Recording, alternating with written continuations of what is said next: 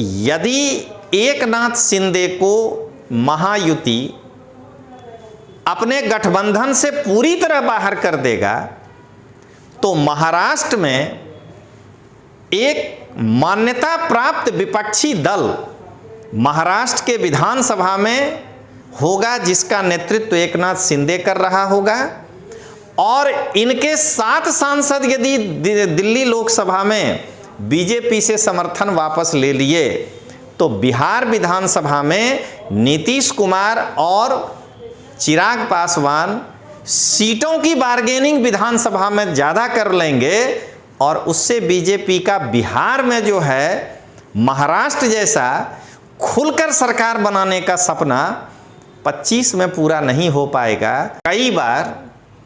कई टीवी पत्रकार और बीजेपी के भी कार्यकर्ता ये कहते हैं कि कांग्रेस 99 लाया है वो फेल हो गया और बीजेपी 240 लाया है, बीजेपी को डिस्टिंक्शन आया है। हकीकत में मैं ये कहना चाहता हूँ कि पासिंग नंबर 272 है, तो फेल इस बार सबको जनता कर दिया है। यहाँ 30% पासिंग नहीं है, बाबा साहब ने पासिंग मार्क 50% रखा है जो नेट की परीक्षा में होता है, तो उस पैमाने पर सभी पार्टियां फेल हैं इस बार। यदि बीजेपी एकनाथ शिंदे को सम्मानजनक स्थिति ना देते हुए अगर उनको हटा करके सरकार बनाती है तो बीजेपी को 109 और एकनाथ शिंदे के रूप में विपक्षी दल का नेता दोनों के विरोध का सामना करना पड़ेगा और उस समय सरकार की नीतियों की जमकर आलोचना की जा सकती है विधानसभा में। ये खतरा बीजेपी मोल लेना नहीं चाहेगा। यदि बीजेपी शिवसेना को यानी एकनाथ शिंदे को महायुति से बाहर करके सरकार बना लेती है तो महाराष्ट्र के विधानसभा में सबसे बड़ी विपक्षी दल और उसका नेता होने के नाते एकनाथ शिंदे को वे सभी अधिकार होंगे जो लोकसभा में राहुल गांधी के पास है, और फिर एकनाथ शिंदे की बात को जो है गंभीरता से विधानसभा में सुनना पड़ेगा। महाराष्ट्र में महायुति में शिवसेना को बीजेपी एक सम्मानजनक स्थिति में रखते हुए अपने साथ जोड़ लेती है तो अगला 5 साल महाराष्ट्र विधानसभा में विपक्षी दल का स्थिति वही रहेगा जो 2019 में लोकसभा में था कि कोई भी मान्यता प्राप्त विपक्ष नहीं था। रामदास आठवले साहब का ये बयान कि एकनाथ शिंदे यदि केंद्रीय मंत्री का पद मानते हैं कैबिनेट का तो ठीक, नहीं तो उनको छोड़ करके हम सरकार बना लेंगे, ये जायज इसलिए है क्योंकि रामदास आठवले साहब का ना तो लोकसभा में कोई सदस्य है, वो अकेले राज्यसभा में हैं, और ना ही कहीं वो सरकार बनाने की स्थिति में है। नमस्कार दोस्तों, लोकतांत्रिक आवाज़ में आपका स्वागत है। मैं रजनीश सिंह तोमर, राष्ट्रीय संयोजक लोकतांत्रिक आवाज़ में हाथ जोड़कर आपका अभिनंदन करता हूं या स्वागत करता हूं। दोस्तों, अभी जो महाराष्ट्र की राजनीति चल रही है उसमें राजनीति के केंद्र बिंदु में एकनाथ शिंदे साहब है। एकनाथ शिंदे साहब कैमरे के सामने ये बोल चुके हैं कि नरेंद्र मोदी साहब, जेपी नड्डा साहब और अमित शाह जी जो तय करेंगे हम वही स्वीकार कर लेंगे। लेकिन कई मुद्दों पर जब निर्णय लेने की स्थिति आती है तो एकनाथ शिंदे जी मौन हो जाते हैं। आज मेरा कार्यक्रम उसी पर है कि बीजेपी की मजबूरी या रणनीति है शिंदे। जब बीजेपी प्लस अजीत पवार मिलके 173 हो जा रहे हैं और बहुमत का आंकड़ा 288 के सामने ज़्यादा है, तो एकनाथ शिंदे का इंतजार क्यों? इस क्यों का आज हम आपके सामने बारीक विश्लेषण करेंगे। सबसे पहले हम बताएं कि नरेंद्र मोदी साहब के कैबिनेट में रामदास आठवले साहब केंद्रीय मंत्री भी हैं और वो महाराष्ट्र से आते हैं। सबसे पहले रामदास आठवले साहब का ही ये बयान आया था कि उन्हें कोई कैबिनेट का पद देकर के मना लिया जाए, मानते हैं तो ठीक, नहीं तो कोई बात नहीं है, हमारे पास बहुमत है, हम सरकार बना लेंगे। तो रामदास आठवले साहब इतने सीनियर लीडर हैं और बिना कोई लोकसभा में सीट जीते हुए नरेंद्र मोदी साहब का दामन पकड़ करके पिछले 10 साल से जिस तरह से मंत्री बने हुए हैं, तो उनके अनुभव के सामने मेरे लिए कुछ भी बोलना संभव नहीं है और मैं सक्षम भी नहीं मानता हूं। लेकिन इतना मैं जरूर कहूंगा कि रामदास आठवले साहब का ये बयान कि एकनाथ शिंदे यदि केंद्रीय मंत्री का पद मानते हैं कैबिनेट का तो ठीक, नहीं तो उनको छोड़ करके हम सरकार बना लेंगे, ये जायज इसलिए है क्योंकि रामदास आठवले साहब का ना तो लोकसभा में कोई सदस्य है, वो अकेले राज्यसभा में है, और ना ही कहीं वो सरकार बनाने की स्थिति में है।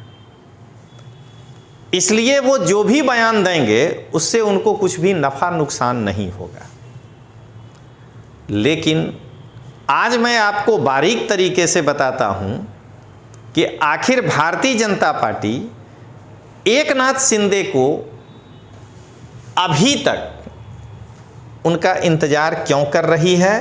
और उसके पीछे कारण क्या है। तो पहले दोस्तों हमें यह जानना है कि महाराष्ट्र के चुनाव में वोट का शेयर क्या है, माने सीट, ताकि आपको पता चल जाना चाहिए कि आखिर लोग इस तरह का बयान क्यों दे रहे हैं। तो महाराष्ट्र में बीजेपी हम सभी जानते हैं 132 सीट, एनसीपी मैं सबसे लास्ट में शिवसेना लिखूंगा क्योंकि सब लोग ये कह रहे हैं कि अगर बाहर हो जाए तो भी सरकार बन जाएगा, 41 और ये 173 का मैजिकल आंकड़ा से बहुत आगे है, 144 चाहिए, बल्कि +1 करिए तो 45 चाहिए। JSS party 3 seat, RYSP party 2 seat और आरएसवीए पार्टी 1 सीट जो एनडीए गठबंधन में। इन फ्यूचर में कौन समर्थन देगा नहीं वो अलग मुद्दा है, अगर सबको जोड़ दिया जाए तो 179 और अच्छा मेजॉरिटी आ जाता है। और इसके सामने शिवसेना, अब शिंदे गुट कहना जरूरी नहीं है, ओरिजिनल हो गया, ये 57 सीट लेकर के आया है। तो कई सारे राजनीतिक पंडित ये कह रहे हैं कि 179 तो है ही, अगर ये मानते हैं तो ठीक, नहीं तो इनको छोड़ दिया जाए। लेकिन अभी मैं आगे बताऊंगा और क्या समस्या है। पहले देखिए कि महाराष्ट्र के ही विधानसभा में अगर मान लीजिए कि एकनाथ शिंदे को बाहर कर दिया जाता है, तो सबसे पहले एकनाथ शिंदे सबसे बड़ी विपक्षी पार्टी होने के नाते ये विपक्षी दल का नेता हो जाएंगे और फिर सदन में इनको, जैसे राहुल गांधी को सदन में बोलने के लिए समय देना पड़ता है, इनको भी समय देना पड़ेगा। और अगर ये जुड़ जाते हैं तो कांग्रेस हो या शिवसेना उद्धव हो या एनसीपी शरद हो, 20, 16 और 10 कोई भी विपक्षी दल होने की स्थिति में नहीं है। तो अगर शिवसेना साथ में जुड़ा रहता है एक दो अच्छा पोर्टफोलियो देने के बाद भी, या अगर जहां तक बीजेपी समझौता कर सकती है करने के बाद, तो दोस्तों जरा इस एनालिसिस को समझिएगा कि अगर महाराष्ट्र में महायुति में शिवसेना को बीजेपी एक सम्मानजनक स्थिति में रखते हुए अपने साथ जोड़ लेती है, तो अगला 5 साल महाराष्ट्र विधानसभा में विपक्षी दल का स्थिति वही रहेगा जो 2019 में लोकसभा में था कि कोई भी मान्यता प्राप्त विपक्ष नहीं था। और अगर दोस्तों महाराष्ट्र में शिवसेना शिंदे गुट को मान लीजिए महायुति ये सोच करके बाहर कर दे कि मेरे पास 179 है, तो आप सदन के अंदर एक विपक्ष खड़ा कर रहे हैं और वह विपक्ष एकनाथ शिंदे हो जाएगा। इससे शिंदे का कद और बढ़ जाएगा और शिंदे सहानुभूति वोट आगे इन फ्यूचर में पाने की स्थिति में आ जाएंगे। इसलिए जो है शिवसेना को छोड़ा नहीं जा सकता। दोस्तों जरा एक बात और समझिए कि अगर शिंदे जुड़े रहते हैं तो 9, 7, 16, 7, 5, 12 का 2 और 1 3, 288 में से 236 सीट एक तरफ बैठेगा, जो विधानसभा में सरकार के विरुद्ध कोई आलोचना नहीं करेगा। लेकिन उसके विपरीत अगर शिवसेना शिंदे गुट को आप बाहर कर देते हैं तो आप 179 हो जाते हैं। इसका मतलब कि 18 में 9 गया 9, 17 में 7 गया, 7 में से 7 गया 0, आप जो है 109 विपक्षी दल भी खड़ा कर देते हैं। यानी सरकार के विरोध में बोलने वाले 109 लोग हो जाएंगे। जो अभी लोकसभा की स्थिति है वही विधानसभा में हो जाएगी। तो दोस्तों मैं ये समझ रहा हूं और मैं आपको समझाने का प्रयास कर रहा हूं कि यदि बीजेपी, जरा समझिएगा दोस्तों, यदि बीजेपी शिवसेना को यानी एकनाथ शिंदे को महायुति से बाहर करके सरकार बना लेती है, तो महाराष्ट्र के विधानसभा में सबसे बड़ी विपक्षी दल और उसका नेता होने के नाते एकनाथ शिंदे को वे सभी अधिकार होंगे जो लोकसभा में राहुल गांधी के पास है। और फिर एकनाथ शिंदे की बात को जो है गंभीरता से विधानसभा में सुनना पड़ेगा। अगर एकनाथ शिंदे को सम्मानजनक स्थिति देते हुए और अगर महायुति में जोड़ लिया जाता है या जोड़े रखा जा सकता है, तो टोटल 236 विधायक हो जाते हैं। इसका मतलब कि विपक्ष की कोई आवाज ही नहीं रह जाएगी विधानसभा में और 5 साल तक विधानसभा को मजबूती के साथ चलाया जा सकेगा। जरा दोस्तों एक और केस, यदि बीजेपी एकनाथ शिंदे को सम्मानजनक स्थिति ना देते हुए अगर उनको हटा करके सरकार बनाती है, तो बीजेपी को 109 और एकनाथ शिंदे के रूप में विपक्षी दल का नेता दोनों के विरोध का सामना करना पड़ेगा और उस समय सरकार की नीतियों की जमकर आलोचना की जा सकती है विधानसभा में। यह खतरा बीजेपी मोल लेना नहीं चाहेगा। अब आइए दोस्तों, सिर्फ अगर इतना भी हो तो अरे अब क्या सरकार तो बना लेंगे, 189 है। जरा केंद्रीय राजनीति को ध्यान में रखिएगा तो और जल्दी समझ में आएगा कि रामदास आठवले साहब इन चीज़ों को इग्नोर कर रहे हैं। लोकसभा में बीजेपी 240 है, ये पहला चीज़ ध्यान रखना है। दोस्तों, मैं बताना चाहूँगा कि कई बार मैं यहाँ पर एक चर्चा पहले कर दूँ, कई बार कई टीवी पत्रकार और बीजेपी के भी कार्यकर्ता ये कहते हैं कि कांग्रेस 99 लाया है, वो फेल हो गया, और बीजेपी 240 लाया है, बीजेपी को डिस्टिंक्शन आया है। हकीकत में मैं ये कहना चाहता हूँ कि पासिंग नंबर 272 है, तो फेल इस बार सबको जनता कर दिया है।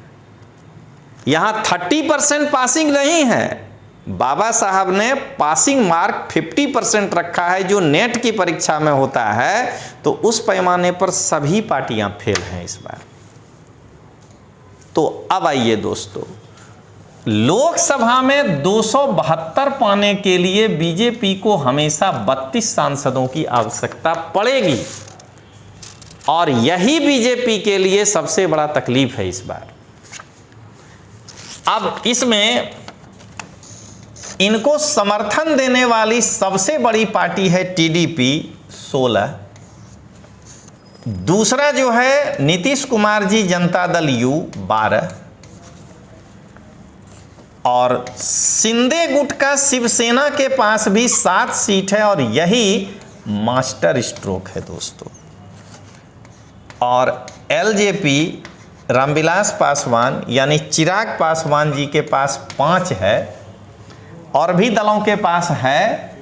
कुल मिला के 293 है। बस ये सबसे बड़ा पंच लाइन है दोस्तों, जो समझिएगा। अगर मान लीजिए यहां वाली बात हो गई कि शिवसेना को छोड़ करके बीजेपी बना लेती है सरकार, चलिए वो एक विपक्षी दल हो गया, लेकिन सबसे बड़ा चीज ये है कि 293 में अगर 7 सीट माइनस हो जाता है तो बीजेपी घट के हो जाती है 285। इसका मतलब ये हुआ कि बीजेपी के पास अब लोकसभा में 13 ही सीटों का बहुमत है। आगे बिहार का विधानसभा का चुनाव आने वाला है, नीतीश कुमार सीटों की बार्गेनिंग कर लेंगे इस 12 सीट के आधार पे, और जब चिराग पासवान जी को पता चलेगा कि नीतीश 12 पर बार्गेनिंग कर रहे हैं तो दोनों मिलके 17 हो जाता है, यानी फिर हम भी सीटों की बार्गेनिंग कर लेंगे। और तब उस स्थिति में बीजेपी का जो सीक्रेट प्लान है इस बार कि 243 में से कम 150 सीट पर हम खुद लड़ें, चले बने तो 180 सीट ले लें, और इन दोनों को दबा उबा करके किसी तरह 60-70 सीट में दोनों को बंटवारा कर दें, और फिर इसको नया महाराष्ट्र बनाएं कि चिराग पासवान, जीतन राम मांझी और नीतीश कुमार के वोट शेयर को अपने साथ करके स्ट्राइक रेट तो बीजेपी का अच्छा रहता ही है, तो 115 पहुंचा दें हम अकेले, या हम अगर अकेले 110 भी पहुंच जाएं तो निर्भरता कम हो जाएगी। नीतीश को वैसे ही साइड लगा देंगे जैसे कि एकनाथ शिंदे को लगाने का प्रयास हो रहा है। लेकिन अगर एकनाथ शिंदे को महाराष्ट्र में जो है बाईपास कर दिया जाता है, अगर मान लीजिए एकनाथ शिंदे जी साथ छोड़ देते हैं, तो फिर ये 150 का सपना चूर हो जाएगा, क्योंकि तब 243 में कम से कम 60 सीट से ऊपर यानी 80 सीट तक बार्गेन करने का प्रयास करेगा जेडीयू। चिराग पासवान जी भी चाहेंगे कि हम 40 तक पहुंच जाएं, मांगने का प्रयास 120, तो बीजेपी के पास जो है फिर वो स्थिति नहीं रह जाता है। तो दोस्तों मैं यही कहना चाहूँगा